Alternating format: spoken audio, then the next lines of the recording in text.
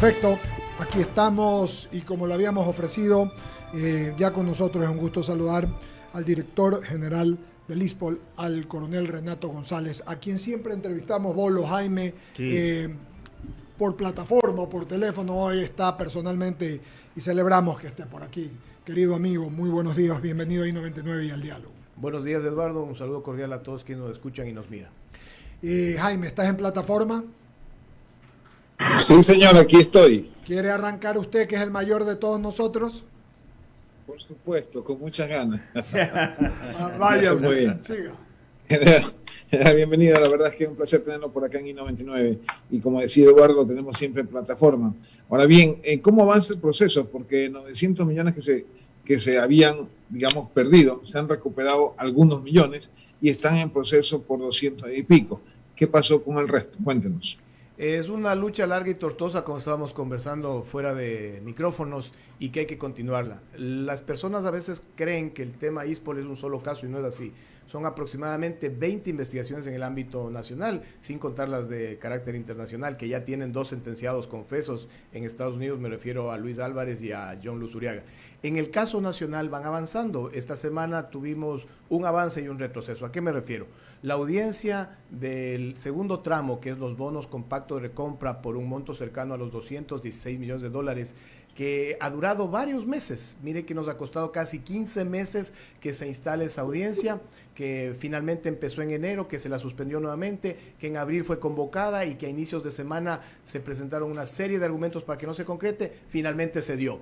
Pero ¿qué pasó 2 días después? Vino una disposición de uno de los jueces de la Corte Nacional que se suspende esa audiencia para darle prevalencia a la audiencia del caso Sinohydro de medidas cautelares y para que los abogados que coinciden entre los procesados del caso ISPOL y los procesados de ese tema ya mencionado puedan comparecer a rendir sus versiones, es decir, le dan prioridad a un caso que involucra así a personalidades, que se habla de cohechos, pero no entienden la connotación social de 80,000 familias del conglomerado policial que están afectadas. Entonces continuamos, hemos recuperado de los 900 millones de dólares aproximadamente 341 millones de dólares y lo hemos dicho siempre con el concurso de varias voluntades, inicialmente con la participación directa del señor presidente de la República que nos ha dado el respaldo, y esa también es una de las peticiones que yo quiero aprovechar el ambiente que ustedes me han dado.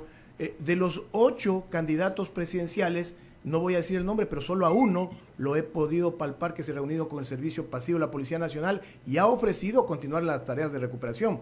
Los otros 7, yo me pregunto, y les hago la pregunta a los ecuatorianos, ¿no se han enterado del atraco del ISPOL? ¿No saben o simplemente no quieren? Porque esto es fundamental. Aquí hay poderes muy fuertes que impiden inclusive que existan sentencias en el ámbito nacional. Pero continuaremos con las tareas de recuperación, se lo aseguro.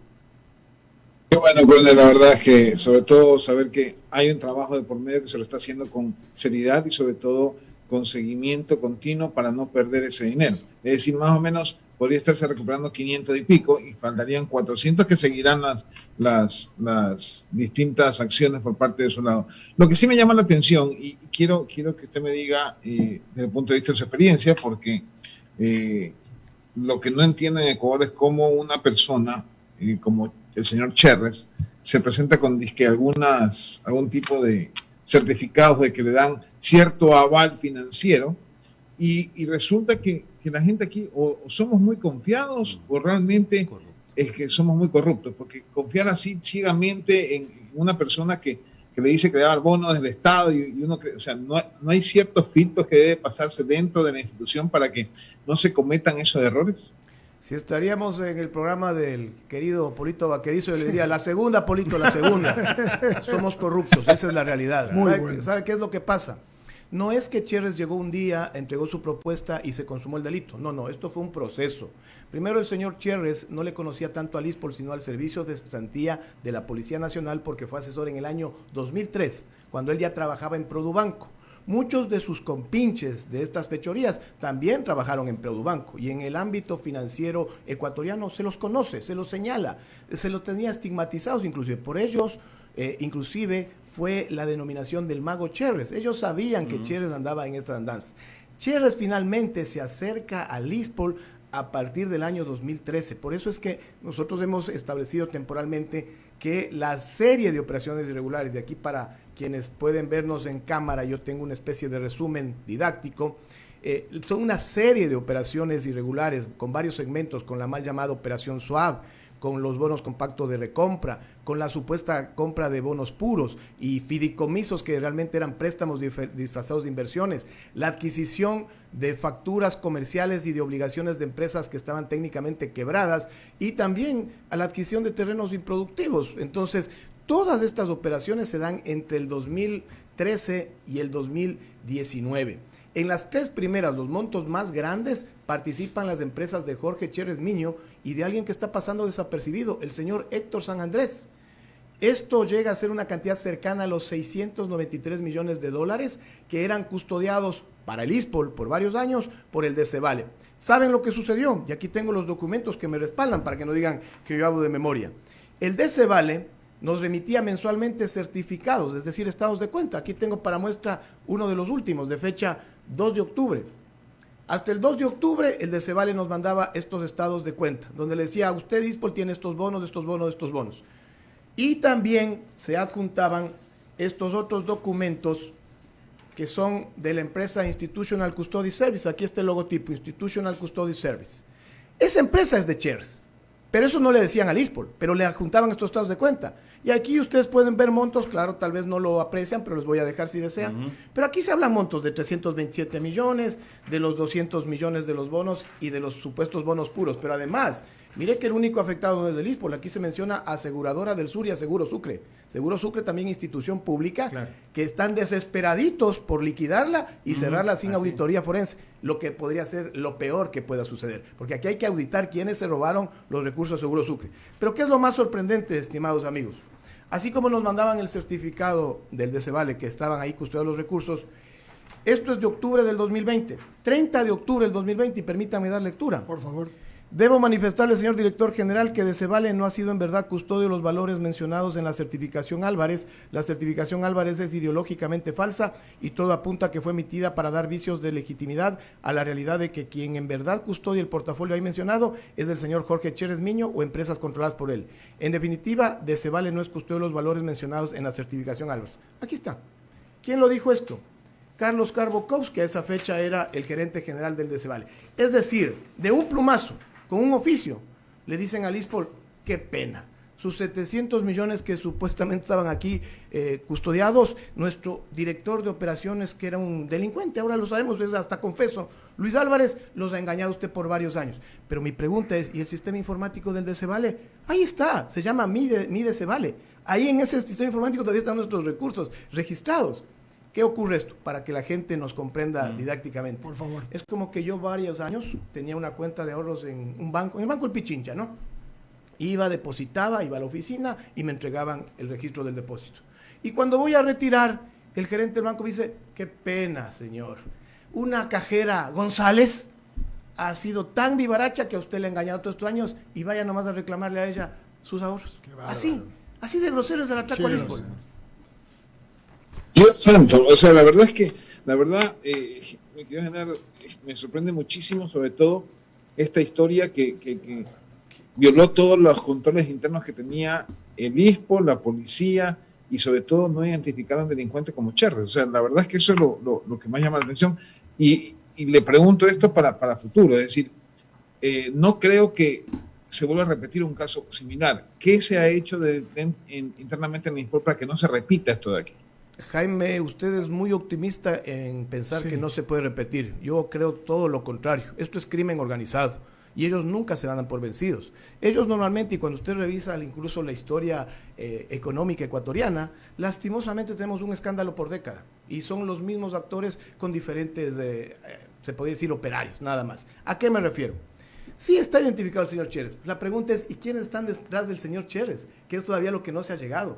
¿Por qué en el país nos ha costado 3 años y no tener un solo sentenciado? ¿Por qué en Estados Unidos ya tienen 2 confesos que dicen si recibimos 4.1 millones de dólares de sobornos del señor Cherres? Si hubo 4.1 millones de sobornos, se imagina la cantidad de dinero que se fue entregado a otras esferas. Pero recordemos, a veces la memoria es frágil. Aquí tengo yo el cheque que está en la asistencia penal internacional y que le entregó el señor Cherres a la señora María Paula Christiansen. ¿Saben quién es ella? La tercera esposa del señor José Ricardo Serrano Salgado, en su momento ministro del Interior del 2011 al 2016. La señora María Paula Christiansen fue directora administrativa de ese Ministerio del Interior. Salió de ahí y el 2017, cuando inician las investigaciones de los contratos del Ministerio del Interior, de los chalecos, de las pistolas, de los caballos, que dicho sea de paso solo llegaron a establecerse responsabilidades en el señor Boris Platonov, o sea, en niveles muy bajitos, pero no llegaron a estas instancias superiores, ¿no? La señora salió del país. Salió el 2 de noviembre del 2017. Bueno, en enero, el 13 de enero del 2018, de la cuenta, y aquí le vuelvo a mostrar, de una cuenta que tiene otro nombre, pero consta la firma autorizada del señor Cherres. Esa firma es del señor Jorge Cherres Miño. Le entregó aquí en este cheque 230,000, pero en total en la asistencia penal está configurado que recibió ya $327,000. ¿Dónde está la versión de la señora para que justifique cómo recibió esos recursos? No solo ella, otras personas. Hay una serie de personajes públicos que recibieron en su momento recursos del señor Cherres y que lastimosamente en las investigaciones todavía ni siquiera se les ha pedido sus versiones de a cuenta de qué recibieron esos montos altísimos.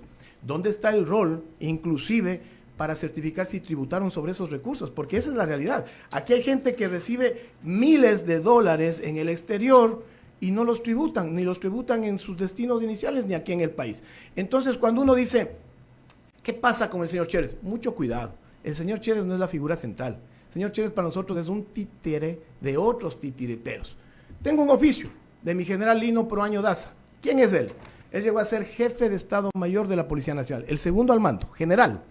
En el 2015, en diciembre, le pide al coronel David Proaño, que era el director general del ISPOL, que luego llegó a ser general, informaciones sobre las inversiones del ISPOL. No se las dio. ¿Cómo un coronel no le puede dar información a un general, al segundo general de la policía? ¿Sabe por qué? Porque aquí lo dice mi general Lino Proaño en su oficio. Cuando pedí esa información, permítanme nuevamente la lectura. Fui llamado al Ministerio del Interior teniendo un altercado con el ministro de ese entonces, doctor José Serrano, el mismo que me manifestó que solicitar esa información era atentar contra la estabilidad institucional. Esto, por lo menos, es una responsabilidad de carácter político. Y muchos me dirán, pero es que el coronel está hurgando donde no le corresponde, o es un exagerado, o es un paranoico contra estos personajes. No. La operación SWAP, por la cual el ISPOL perdió los 327 millones, que aquí tiene otras particularidades, en el Banco Central esa operación está registrada de manera manual. ¿Por qué? Porque se fue el sistema.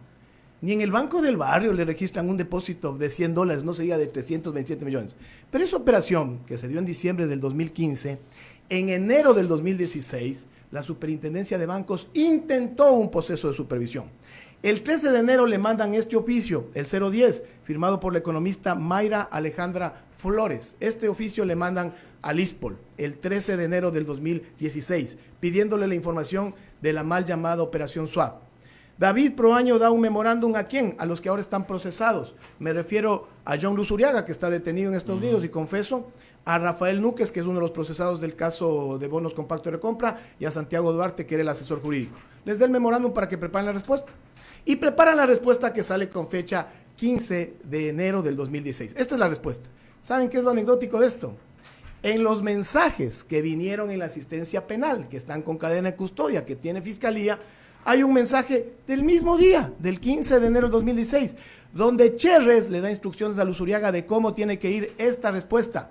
Y así, esta respuesta, instruida por Cherres en estos mensajes, pero ¿qué es lo simpático? En la parte inferior, ustedes pueden ver en la parte final, le dice, ¿y sabes qué? Ya tranquilo, porque finalmente yo tengo línea directa con el Ministerio del Interior, pero directa. Muchos dirán, pero aquí tal vez Cherres está blofeando. La realidad es que el ISPOL mandó la respuesta el 15 de enero del 2016 y a partir de ese momento la Superintendencia de Bancos mutis por el foro, cuando ellos debían supervisar las inversiones del ISPOL. Una última pregunta antes de dar paso a Enrique. ¿No tiene miedo de que haya una represalia contra usted como distintos casos así emblemáticos que han sucedido en el Ecuador y que pues obviamente la persona que está detrás o haciendo, digamos, la piedra en el zapato, le van contra usted, contra su físico, contra usted o sus familiares?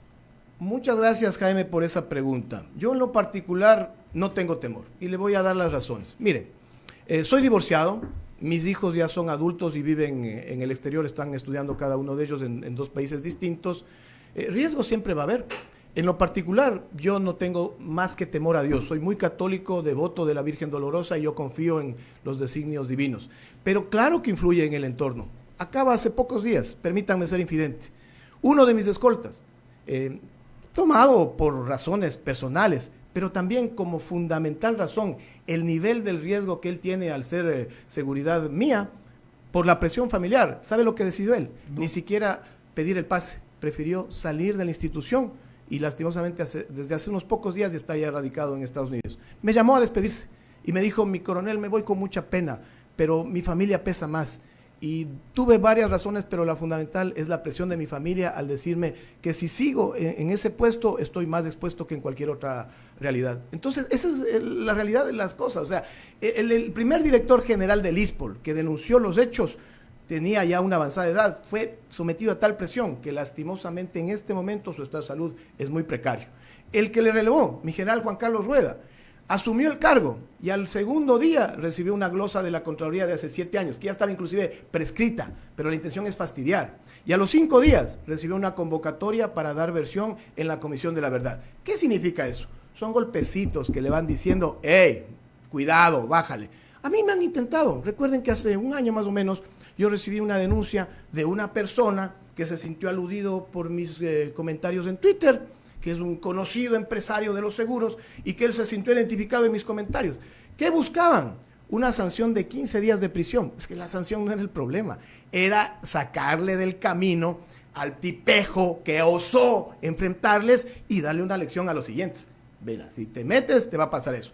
Pero ¿qué es lo importante, Jaime, Eduardo, todos quienes estábamos aquí presentes? Que se comprenda que esta es una lucha que hay que darla.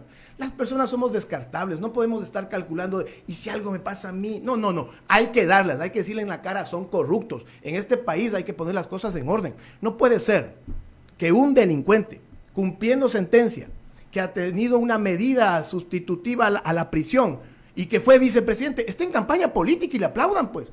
Y que otro delincuente, prófugo de la justicia, que ocupó las más altas dignidades, me refiero a la presidencia de la República, se crea con la capacidad moral de cuestionar la tesis a la fiscal general del Estado. El mundo al revés. O sea, esto está pero de locos, la verdad. Mi respeto, general, la verdad es que... Jaime, perdón, Enrique. Ay, gracias. Solamente quiero darle mi respeto al coronel y decirle que la verdad es que me ha dejado con la boca abierta. Un aplauso y un reconocimiento público ante su valor y ante su hombría. Un placer. Adelante, Enrique. Muchas gracias. Gracias. Coronel, la anécdota aquí es, si no es por Estados Unidos, más allá de la ideología, ¿no? Yankee, pro-yankee o anti-yankee, si no es por los Estados Unidos, no estuviera usted aquí, pues, doctor, con todos esos papeles ahí. La verdad que es así. ¿Cómo sucedió esto para que intervenga la justicia de los Estados Unidos? La verdad fue una gestión de la doctora María Paula Romo y en la que yo fui testigo. Hubo una reunión en la cual se solicitó la colaboración del sistema de justicia norteamericano. Se entregaron, de parte de Ecuador se entregaron los datos iniciales. La ventaja es que allá sí funcionan las cosas. Entonces, se logró ya con la información proporcionada por Ecuador cerrar el círculo de las investigaciones y recordemos que ya meses después se dio la entrega inclusive voluntaria de John Luzuriaga y también la colaboración a la que estaba siendo sometido Luis Álvarez. Luis Álvarez, para que las personas lo ubiquen, era el director de operaciones del DCVALE, el Depósito Centralizado de Compensación y Liquidación de Valores, y también integraba la Bolsa de Valores de Guayaquil de esa época, ¿no? Y John Luzuriaga era el director de riesgos del ISPOL. En los mensajes hay algunas barbaridades cuando, por ejemplo, Luzuriaga le dice a Cheres, gracias por arreglar mi vida financiera y la de mi familia, ¿no? Era como ya el descaro, la audacia de decir, ve, hicimos bien la jugada y de aquí no nos preocupamos de unas cuantas generaciones. Pero si no pasaba eso, y usted tiene la razón, si no ingresaba a la justicia norteamericana, seguían con el cuento de que esto era un escándalo político. Mire que al inicio, porque la memoria del pueblo ecuatoriano es frágil, esto se dio en julio del 2020 cuando se da una rueda de prensa entre la ministra del Interior, doctora María Paula Romo, el entonces comandante general Patricio Carrillo Rosero y el general Jorge Villarroel. Esa rueda de prensa es el primer anuncio que le dicen a la colectividad, hemos encontrado unos indicios de operaciones regulares en el ISPOL y hay un faltante de 327 millones. ¿Por qué dieron esa cifra? Porque primero se identificó el primer tramo, la operación SWAP. Ahora podemos saber que eran casi 950 millones. Se valían de esta información que después decían, no, han sido casi 500 porque ya sumó el segundo segmento. Y las contrapartes, entre ellos el señor Cheres, que salían unos videos muy producidos, muy tranquilitos, decía, no, este es un tema técnico, nosotros vamos a custodiar sus recursos y esto es un escándalo político para salvarle del juicio político a la doctora Romo. Bueno, el tiempo nos va dando la razón de que no era ningún escándalo político. Al punto, y esto es lo grave, aquí tengo el documento presentado por Luis Álvarez de la Justicia Norteamericana por su abogado Luis Petrosi. ¿Qué le dijo hace pocos días el señor Álvarez a las cortes de ese país? Yo he colaborado con ustedes y con la justicia ecuatoriana. Me pusieron una pena, pero bájenme un tercio. Pero entre las razones que él da para que le bajen, dice, yo colaboré con la justicia pese a que conocí de personas que fueron asesinadas. Wow, miren lo grave. Claro. Asesinadas o que recibieron amenazas. Y además mi información permitió establecer el proceso de extradición de Jorge Cheres, la colaboración de Luz Uriaga y también identifiqué a altos rangos de la Policía Nacional. Aquí está. No lo digo yo, lo dice Luis Álvarez Villamar, autor confeso. No hay notas de prensa también por Dios, al respecto. Si la justicia norteamericana, que yo coincido, no es la perfecta, tiene muchas fallas, pero también nos da cátedra de cómo se avanza. Aquí en este país, lastimosamente a partir de 2014, queridos amigos, se montó una estructura procesal penal pro victimarios y antivíctimas. Hay que tener muchísima suerte en contar con un fiscal digno que investigue, luego que acuse, después viene un juez que determina si pasan o no pasan a juicio. Si todas esas etapas que ya son largas se superan, recién vamos a una primera acción de juzgamiento con 3 jueces, de los cuales por lo menos 2 deben sentenciarlos. Tenemos primera instancia. Apelan y ojalá tuviéramos segunda instancia. Pero en el país los abogados conocen que existe una tercera instancia informal que es la casación. Pero ahora ya ni siquiera eso le da seguridad jurídica, porque tenemos detenidos, sentenciados, que estando cumpliendo sentencia, asoma un bondadoso juez constitucional de Yaguachi, de Balsar, y dice, ¿sabe qué? Con habeas corpus, afuera. Delincuentes, pero con tremendos antecedentes. ¿De qué seguridad jurídica hablamos en el país? Penosamente no hay seguridad jurídica y sin Estado de Derecho no hay nada, mi querido coronel. Yo quería preguntarle básicamente, ¿hay esperanzas para recuperar los 600 millones que nos faltan para la Policía Nacional, para el ISPOL? ¿Hay posibilidades? ¿Usted cree? Sí, Eduardo, yo estoy convencido. Mire que cuando asumimos la función en mayo del 2021, la pregunta era inclusive más crónica, nos decían, ¿y van a recuperar algo? O sea, mire, ¿van a recuperar algo? Bueno, les hemos demostrado que hemos recuperado 341 millones. Cuando existe voluntad, decisión, compromiso y pasión, los resultados se dan. ¿Qué podemos seguir recuperando? Están 125 millones de dólares confiscados por las autoridades norteamericanas en el Zafra Bank. Ya contratamos a los abogados internacionales. 125, ¿no? 125. Sí. Uh-huh. Y ellos tienen ya esa misión de empaparse del caso y ver la estrategia más adecuada para reclamar. Claro, no va a ser fácil. Tenemos que ir allá a esas cortes, verificar que nosotros somos los legítimos propietarios, evitar que nos metan en esa fábula como parte del complot, sino decirles, mira, fueron 4 o 5 funcionarios que están identificados, que están acusados por nosotros y que ojalá algún rato estén sentenciados en el país, y luego recuperarlos. Pero 125 millones en el Zafra Bank. El Citibank Nueva York ha asumido que tiene 21 millones de dólares retenidos que eran de esta operación SWAP. Nosotros le hemos dicho deberían ya transferir, no se han demorado porque ellos tienen otra estrategia. Ellos creen que porque nos dan largas, nosotros nos vamos a olvidar, nos vamos a reclamar. No es así. Intentaron una negociación aquí en el país que me pareció absurda. Era devolvernos esos 21 millones que son nuestros. Hablar de una pequeña indemnización de 10 millones, es decir, aproximadamente unos 35 millones, y gracias. Entonces dije, no, miren, en esa operación SWAP, al ISPOL todavía le faltan 185 millones.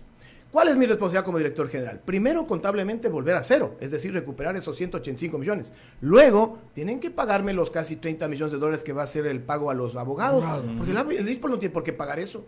Y después, si vamos sumando 180 más 30, nos sentamos a hablar de una indemnización por todo el daño, porque el Citibank Nueva York saben de esto, pues ustedes, yo capaz que deban conocer, pero ellos sí, pues, ellos tenían que cubrir la debida diligencia. El argumento de ellos es que aquí no solo participó el Citibank, sino hay otras instituciones. Es problema de ustedes, pues. Yo sabe a quién le cobro. Yo me voy contra el Citibank. ¿Por qué? Porque el Citibank en el 2020 ya tuvo una multa de $400 millones por la Reserva Federal Norteamericana por tener controles laxos en lavado de activos. El mismo año en España, $400 millones más de multa. El año 2021 llegaron a un acuerdo extrajudicial con Banamex por $92 millones. Y a Lispol le quieren soltar 32 millones y estate tranquilo. ¿Qué les pasa? Vayan ubicándose con quienes están.